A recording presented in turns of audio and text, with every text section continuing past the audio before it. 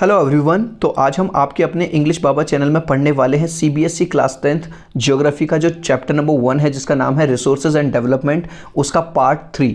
तो ये हम शुरू कर रहे हैं सॉइल एज ए रिसोर्सेज। ठीक है, तो अब हम पढ़ेंगे कि भाई जो सॉइल है वो रिसोर्स किस तरह से है। तो चलिए आगे बढ़ते हैं। Soil is very important renewable natural resource. जो सॉइल है वो बहुत बहुत इंपॉर्टेंट रिन्यूएबल नेचुरल रिसोर्सेज है ना।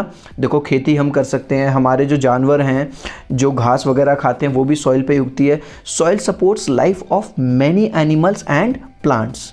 सॉइल को लिविंग सिस्टम भी कहा जाता है। Soil is also called living system. अब क्यों कहते हैं भाई living system? Soil is a living system because it comprises of living organisms, क्योंकि जो लिविंग ऑर्गेनिजम्स इसमें रहते हैं सच एज प्लांट्स रहते हैं, एनिमल्स रहते हैं। इसके अलावा अगर मैं बात करूं तो फंगीज, प्रोटोजोआ, बैक्टीरिया, ये सब रहते हैं। इसलिए इसे क्या कहा जाता है? सॉइल को लिविंग इकोसिस्टम भी कहा जाता है। अब हम बात करेंगे इस चैप्टर में टाइप्स ऑफ सॉइल की। सॉइल के कितने टाइप्स होते हैं? टाइप्स ऑफ सॉइल की अगर मैं बात करूं, इंडिया के अंदर 6 मेन तरह की सॉइल मिलती हैं।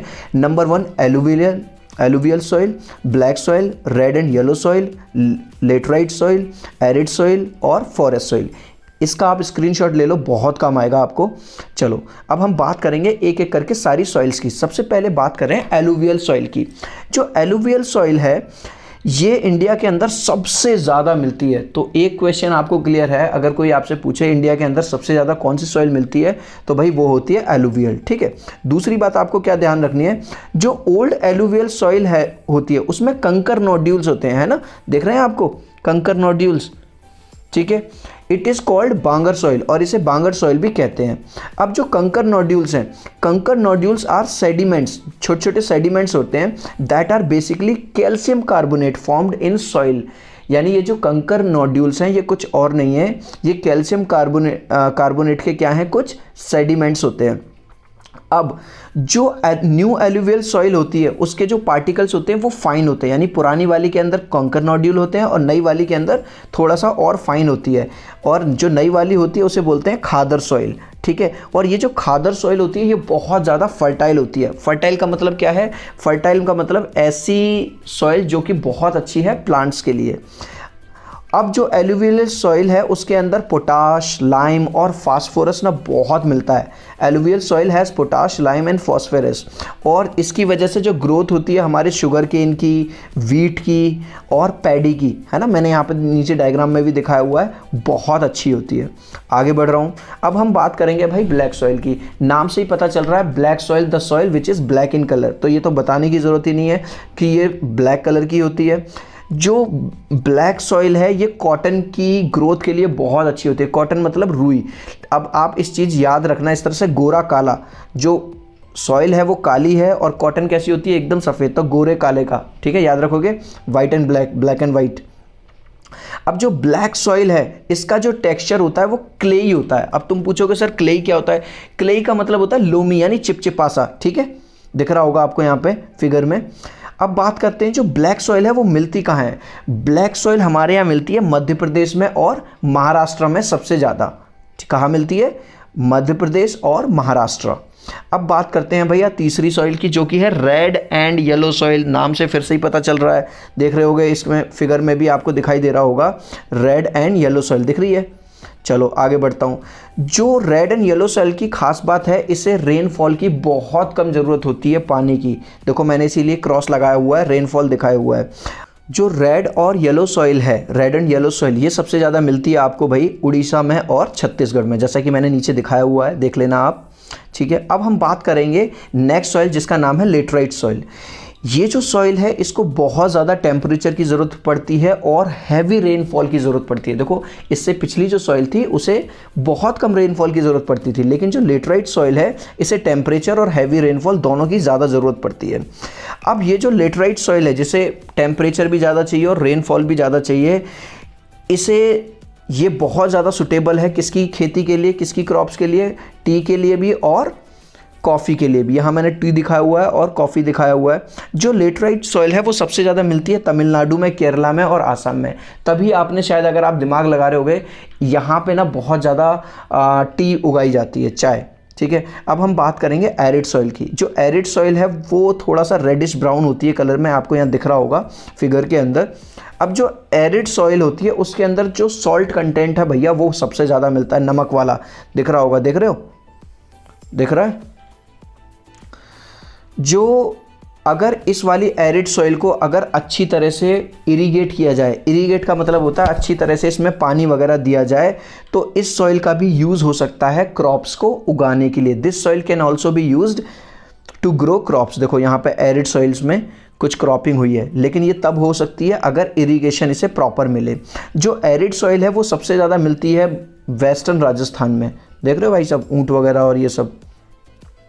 अब हम बात करेंगे फॉरेस्ट सॉइल। जैसे ब्लैक सॉइल से पता चल गया था जो ब्लैक इन कलर है, फॉरेस्ट सॉइल का मतलब है जनरली एक ऐसी सॉइल जो फॉरेस्ट में मिले, found in rain forest regions. कहाँ मिलेगी? रेन फॉरेस्ट रीजन में मिलेगी ये वाली सॉइल।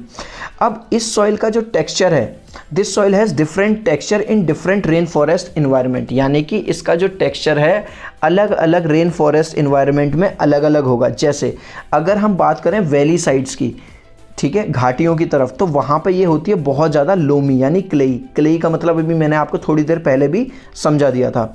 अब बात करता हूँ कि अगर ये वाली जो फॉरेस्ट सॉइल है ये एसिडिक होती है कहाँ पे? जहाँ पे स्नो ज़्यादा होती है वहाँ पे क्या होती है? एसिडिक। देखो मैंने दो बातें बताई फॉरेस्ट सॉइल के बारे में। क्या बताया कि जहाँ पे क्या नाम है वैली साइड होगी वहाँ पे ये लोमी होगी, और जहाँ पे बहुत ज़्यादा बर्फ़ पड़ेगी वहाँ पे ये कैसी होगी? एसिडिक होती है। इसके बाद जो नेक्स्ट टॉपिक हम बात करेंगे इस चैप्टर में वो है सॉइल इरोजन। सॉइल का मतलब बह जाना, देख रहे हो, सॉइल मतलब टूटी हुई है, दिख रहा है आपको डायग्राम में। दूसरा डायग्राम दिखाते हैं आपको, देखो यहाँ से। अगर सॉइल हर जगह से बह जाएगी तो क्या होगा? जो रूट्स होती हैं प्लांट्स की, ट्रीज़ की, वो सॉइल के अंदर ही तो क्या वो खड़े रह पाएंगे?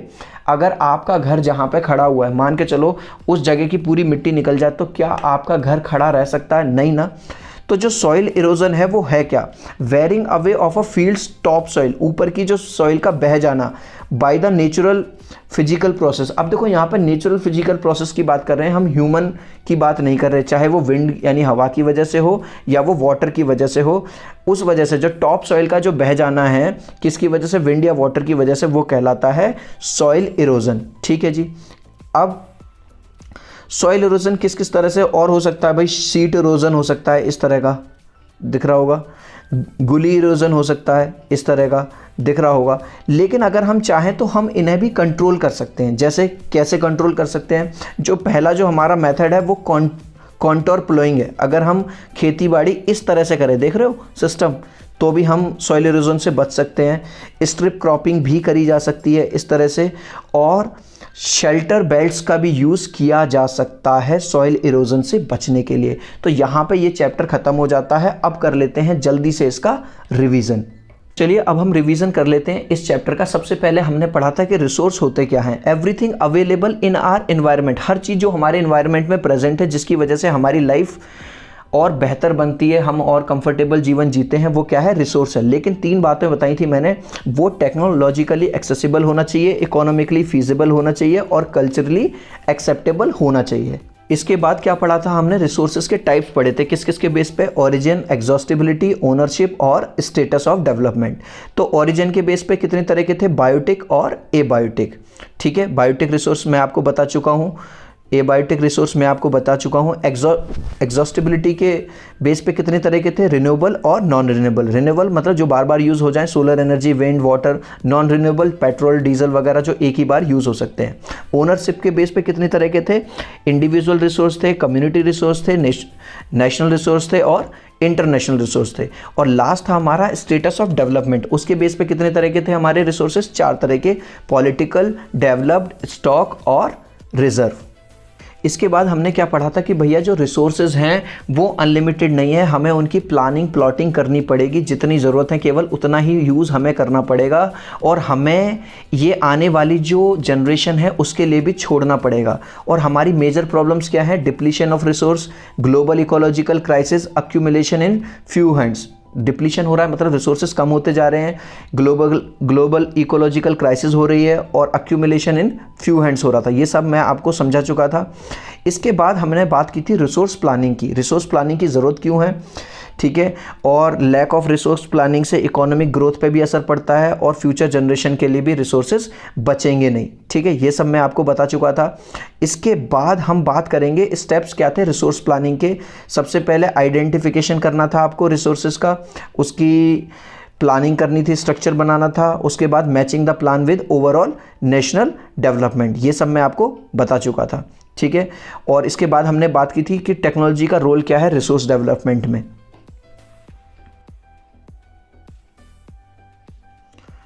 उसके बाद हमने जो पढ़ा था वो पढ़ा था लैंड रिसोर्स। ठीक है, we live on land and various economic activities on land, we use it in different ways. ठीक है, हमने लैंड रिसोर्स के बारे में अच्छी तरह से पढ़ लिया था। हमने ये भी पढ़ लिया था कि टोटल जियोग्राफिकल एरिया क्या है इंडिया का। ठीक है, और हमने ये पढ़ा था कि नेट सोन एरिया क्या होता है, जिस एरिया पे क्रॉप उगाई जाती है उसे बोलते हैं नेट सोन एरिया। हमने ये पढ़ा था कहाँ का नेट सोन एरिया ज़्यादा है और कहाँ का नेट सोन एरिया कम है। ठीक है, लैंड डिग्रेडिंग एक्टिविटीज़ के बारे में हमने पढ़ा था कि ह्यूमन की एक्टिविटीज़ के वजह से जो लैंड है वो ख़राब होती जा रही है। जैसे हरियाणा और पंजाब की एग्जांपल दिया था मैंने आपको कि वहाँ पे लैंड को ख़राब होने का जो मेन कारण है वो है ज़्यादा इरिगेशन। राजस्थान वगैरह में ओवर ग्रेजिंग की वजह से और छत्तीसगढ़ वगैरह में ओवर माइनिंग की वजह से लैंड ख़राब हो रही है। फिर हमने इसके सॉल्यूशन की बात की थी कि कंट्रोल किया जाए अगर ओवर इरीगेशन पे, ओवर ग्रेजिंग पे और पेड़ पौधे लगाए जाएँ तो इस तरह से सॉल्यूशन हो सकता है। और फाइनली थर्ड पार्ट में हमने बात करी soil as a resource. Soils के हमने टाइप पढ़े, हमने सॉइल इरोजन पढ़ा, सॉइल इरोजन से कैसे जा सकता है वो पढ़ा। तो यहाँ पे आपका आज ये पूरा चैप्टर ख़त्म हो जाता है। आई होप कि आपको मेरा ये तरीका पढ़ाने का समझ में आ गया होगा। वीडियो अच्छा लगा हो तो लाइक कर देना, शेयर करना बिल्कुल मत भूलना। इंग्लिश बाबा चैनल पे पहली बार आए हो तो चैनल को सब्सक्राइब कर लेना। और अगर मेरे साथ कॉन्टैक्ट करना चाहते हो इंग्लिश बाबा के साथ तो मेरा नंबर लिख लो 8059041145 80 590 411 45। एक चीज़ और आपको बताना चाहता हूँ, जब भी आप कोई भी कंटेंट इंग्लिश बाबा का सर्च करते हो, मान के चलो आपको ये वाला चैप्टर चाहिए ज्योग्राफी का चैप्टर 1, तो यूट्यूब में सर्च बार में आपको लिखना है resources and development bye English Baba. English का कोई चैप्टर ढूंढ रहे हो, लेटर टू गॉड ढूंढ रहे हो तो आपको लिखना है letter to God by English Baba. Letter to God के क्वेश्चन आंसर ढूंढ रहे हो तो आपको यूट्यूब में सर्च बार में लिखना है letter to God question answer by English Baba. जो भी chapter economics, civics, history, geography, English जो भी आप ढूंढ रहे हो, टॉपिक का नाम लिखने के बाद आगे जरूर लिखना बाय इंग्लिश बाबा। चलो आपसे मिलता हूँ नए वीडियो में, बाय।